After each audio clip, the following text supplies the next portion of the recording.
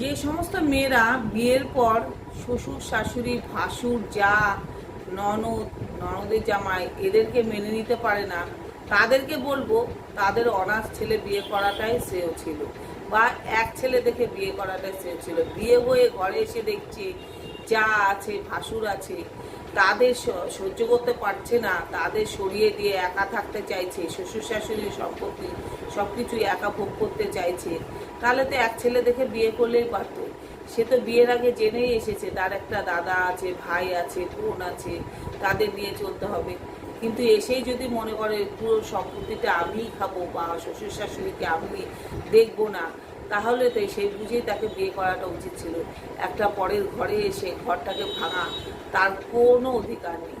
কারণ তার তো ওইটাই নজর যে আমি একা থাকবো, একা খাবো, একা পুরো সম্পত্তি ভোগ করবো, শ্বশুর শাশুড়িকে একার মতো করে চালনা করবো।